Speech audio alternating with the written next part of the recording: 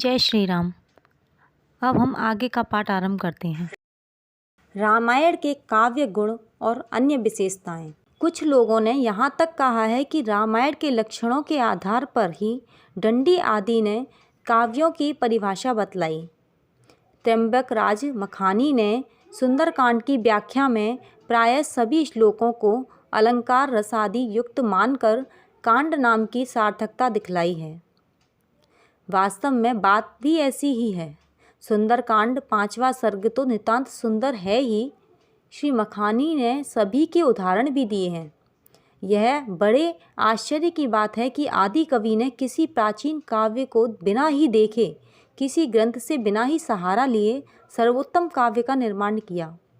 इनका प्राकृतिक चित्रण तो सुंदर है ही, संवाद सर्वाधिक सुंदर है। हनुमान जी की वार्तालाप कुशलता सर्वत्र देखते बनती है।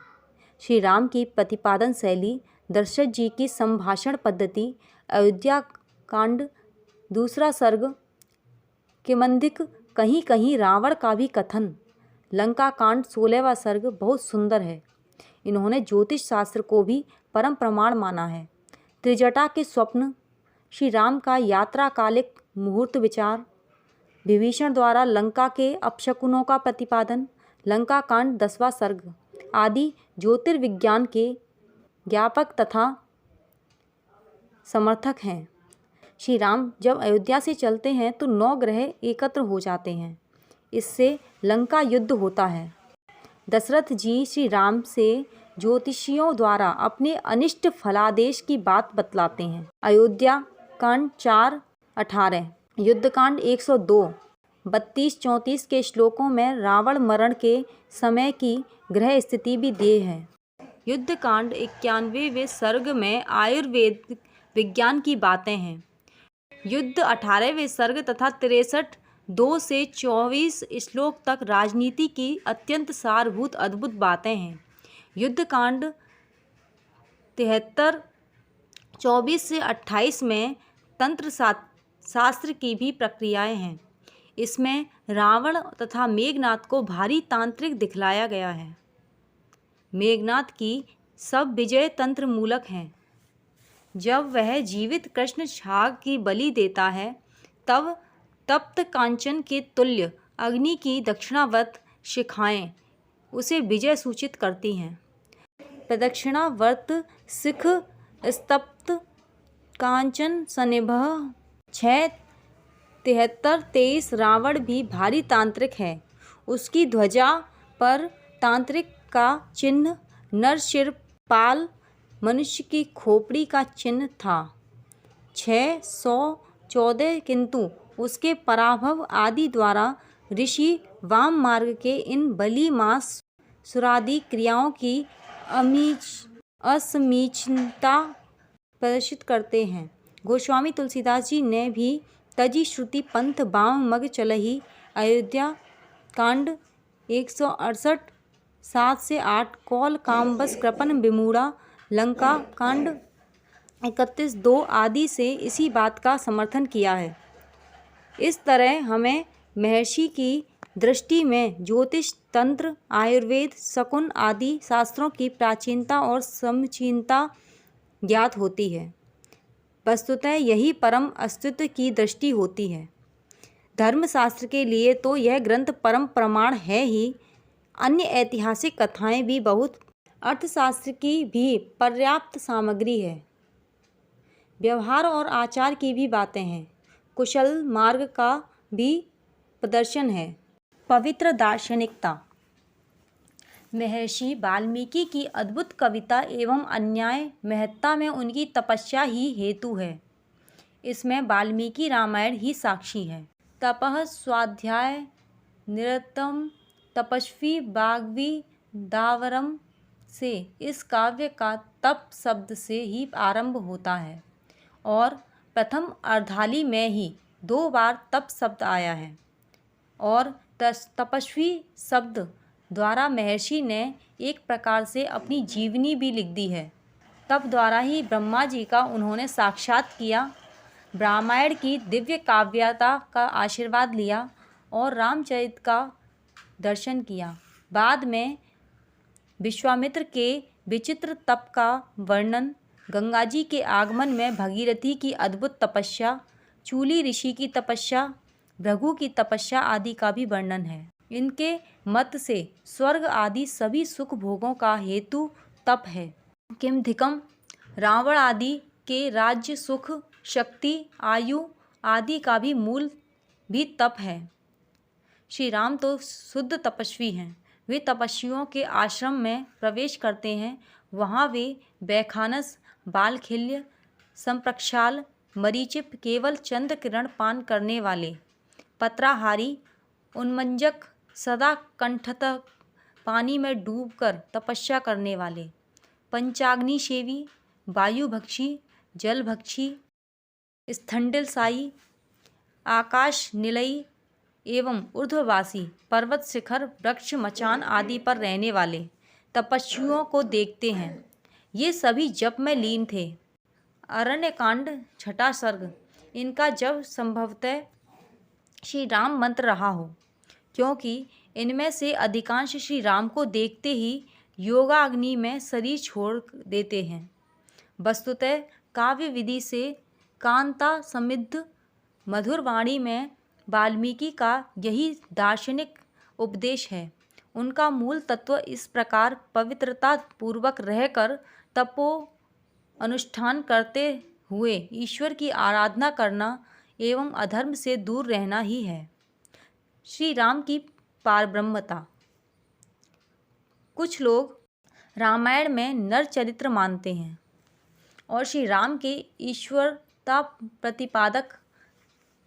देखिए, बालकांड 14 से 18 सर्ग, पुनः 76 17 से 19, अयोध्याकांड 1-7, अरण्यकांड 3 37, सुंदरकांड 25 27 31 51 38, युद्धकांड 49 110 95 25 पूरा 111 तथा 117वां सर्ग 119 18 119 32 में सुस्पष्ट ब्रह्म शब्द, उत्तर कांड 8 26 51 12 22 104 4 आदि।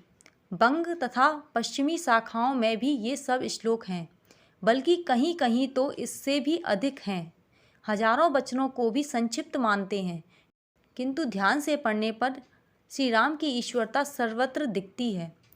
गंभीर चिंतन के बाद तो प्रत्येक श्लोक की ही श्री राम की अचिंत्य शक्तिमत्ता, लोकोत्तर धर्म प्रियता, आश्रित वत्सलता एवं ईश्वरता का प्रतिपादक दिखता है।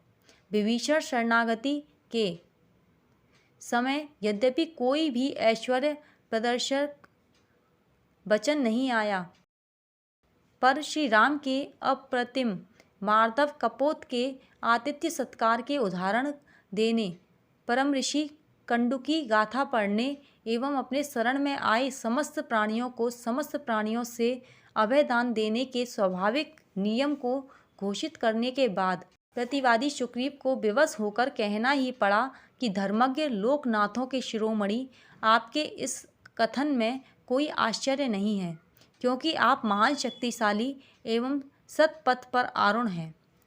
किमंत्र चित्रम धर्मज्ञ लोकनाथ शिखामणे यत त्वामार्य प्रवासेथा सत्ववान सत्पथे स्तः।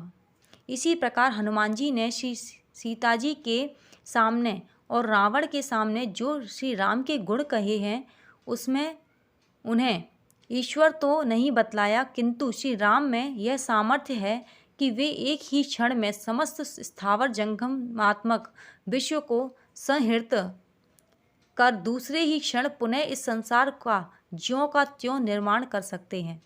इस कथन में क्या ईश्वरता का भाव स्पष्ट नहीं हो जाता? कितनी स्पष्टता है। सत्यम राक्षस राजेंद्र शृणु वचनम मम रामदासस्य दूतस्य वानरस्य विशेषतः सर्वालं लोकान् सुसंहृत्य संभूतान सचराचरान् पुनरेव तथा स्त्रष्ट सक्तो रामो महायशः। वाल्मीकि सुंदरकांड 51, 38, 39। सच्ची बात तो यह है कि तपस्वी वाल्मीकि राम के ही जापक थे। उनके मरा मरा जपने की कथा को भी बहुतों ने निर्मूल माना है, किंतु यह कथा आध्यात्म रामायण अयोध्या कांड, आनंद रामायण राज्य कांड 14 तथा श्लोक स्कंद पुराण में भी कई बार आती है। तुलसीदास जी आदि ने भी लिखा है, इसी से उन्हें और अन्यों को सारी सिद्धियां मिली थी। अतः इसमें भी श्रीमन नारायण को ही काव्य रूप में गाया है। अन्यथा तत्कालीन कंदमूल फलाशी वनवासी सर्वथा निरपेक्ष तपस्वी को किसी राजा के चरित्र वर्णन से कोई लाभ न था। योग वशिष्ठ में भी जो दूसरी विशाल रचना है, उन्होंने गुप्त रूप से श्री राम का विस्तृत चरित्र गाया है, किंतु प्रथम अध्याय में तथा अन्यत्र भी यत्र तत्र उनके नारायण तत्व का स्पष्ट प्रतिपादन कर ही दिया है। वस्तुतः प्रेम की मधुरता उसकी गूढ़ता में ही है। देवताओं के संबंध में तो यह प्रसिद्धि भी है कि वे परोक्ष प्रिय होते हैं। परोक्ष प्रिया इव ही देवा प्रत्यक्ष दिशः। एतरे 1:3-14 बृहदारण्य 4:2-2। अतः महर्षि की यह वर्णन प्रणाली गूढ़ प्रेम की ही है, किंतु साधक के लिए वह सर्वत्र स्पष्ट ही है, तिरोहित नहीं है। इस पर प्रायः सैकड़ों संस्कृत व्याख्याएं भी इसी के साक्षी हैं। ऐतिहासिक दृष्टि।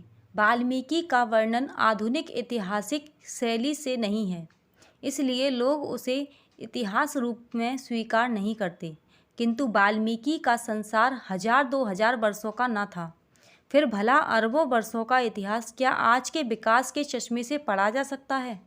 ऐसी दशा में केवल उपयोगी व्यक्तियों का इतिहास ही लाभदायक है, इसलिए अपने यहाँ इतिहास की परिभाषा ही दूसरी की गई है। धर्मार्थ काम मोक्षाणाम उपदेश समन्वितम पूर्ववर्तम कथायुक्त मितिहासम प्रचक्षते। विष्णु धर्म 3:15-1। और विस्तृत एवं दीर्घकालिक विश्व का इतिहास तो रामायण महाभारत की ही भांति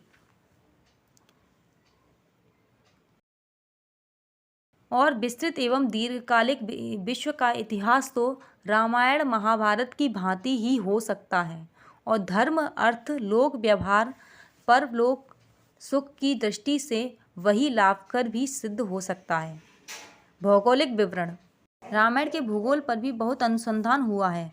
कल्याण का रामायणांक, कनिघम की एशियंट डिक्शनरी, श्री दे के जागर फिकल डिक्शनरी में इस पर बहुत अनुसंधान है। कई लोगों ने स्वतंत्र लेख भी लिखे हैं। लंदन के एशियाटिक सोसाइटी जर्नल में एक महत्वपूर्ण लेख छपा है। वेद धरातल पंडित गिरीश चंद्र में भी कुछ अच्छी सामग्री है। केवल लंका पर ही कई प्रबंध हैं। सर्वेश्वर के एक लेख में मालदीव को लंका सिद्ध किया है। कुछ लोग इसे ध्वस्त मस्जिद और दुर्जय भी मानते हैं। वाल्मीकि 1:22 की कौशाम्बी प्रयाग से 14 मील दक्षिण पश्चिम कौसम गांव है। धर्मारण्य आज की गया है। महोदय नगर कुशनाव की कन्याओं के कुब्ज होने से आगे चलकर कान्य कुब्ज पुनः कन्नौज हुआ। गिरिव्रज राजगिरी बिहार है। 1:24 के मलद करुष आरा जिले के उत्तरी भाग है। कुछ लोग गजनी को और कुछ झेलम और कीकना को कहते हैं। बालकांड 2:3-4 में आई तमसा नदी पर वाल्मीकि जी का आश्रम था। यह उस तमसा से सर्वथा भिन्न है जिसका उल्लेख गंगा जी के उत्तर तथा अयोध्या के दक्षिण में मिलता है। वाल्मीकि आश्रम का उल्लेख 2:56-16 में भी आया है। पश्चिमोत्तर शाकीय रामायण के 2:114 में भी इस आश्रम का उल्लेख है। B.H. बडेर ने कल्याण रामायणांक के 416 पृष्ठ पर इसे प्रयाग से 20 मील दक्षिण लिखा है। सम्मेलन पत्रिका 43-2 के 133 पृष्ठ पर वाल्मीकि आश्रम प्रयाग झांसी रोड और राजापुर मानिकपुर रोड के संगम पर स्थित बतलाया गया है। गोस्वामी तुलसीदास जी के मत से इनका आश्रम वारीपुर दिगपुर बीच बिलसित भूमि था। मूल गोसाई चरितकार दिगवारीपुरा बीच सीतामढ़ी को वाल्मीकि आश्रम मानते हैं। कुछ लोग कानपुर के बिठूर को भी वाल्मीकि आश्रम मानते हैं। 56-16 की टीका में कतक तीर्थ गोविंदराज शिरोमणिकार आदि इनका समाधान करते हुए लिखते हैं कि ऋषि प्रायः घूमते रहते थे। श्री राम के वनवास के समय वे चित्रकूट के समीप तथा राज्यारोहण काल में गंगा तट पर बिठूर रहते थे। वाल्मीकि रामायण 6:66-1 तथा 7:71-14 से भी वाल्मीकि आश्रम बिठूर में ही सिद्ध होता है। अन्य विवरण प्रायः प्रस्तुत ग्रंथ की टिप्पणियों में ही दिए गए हैं। रामायण में राजनीति मनोविज्ञान। जय श्री राम। आज हम यहीं पर विश्राम लेते हैं। आगे का पाठ हम कल करेंगे। यदि आपको ये वीडियो पसंद आती है तो इस वीडियो को लाइक एंड शेयर ज़रूर करें एंड चैनल को सब्सक्राइब करें। धन्यवाद। राधे राधे।